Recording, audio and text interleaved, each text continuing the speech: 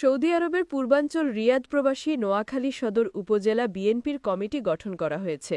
প্রবাসী নোয়াখালী জেলা বিএনপির সৌদি আরব পূর্বাঞ্চলের সভাপতি মোহাম্মদ আলমগীর কবির ও সাধারণ সম্পাদক মোহাম্মদ ওমর ফারুকের স্বাক্ষরিত দলীয় প্যাডে ৭৪ সদস্য বিশিষ্ট এ কমিটির অনুমোদন দেওয়া হয়। কমিটির নবনির্বাচিত সভাপতি নোয়াখালী পৌরসভার দত্তেরহাট এলাকার কৃতি সন্তান মোহাম্মদ মোশাররফ হোসেন ও নোয়াখালী সদর উপজেলা এউজবালিয়া ইউনিয়নের মোহাম্মদ আলমগীর খানকে সাধারণ সম্পাদক করা হয়।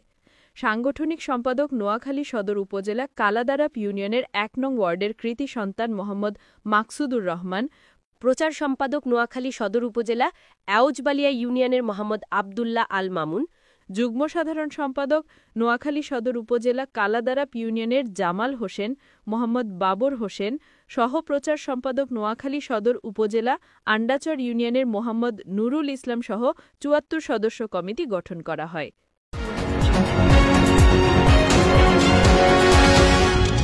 এনকে টেলিভিশন, নোয়াখালীর কথা বলে।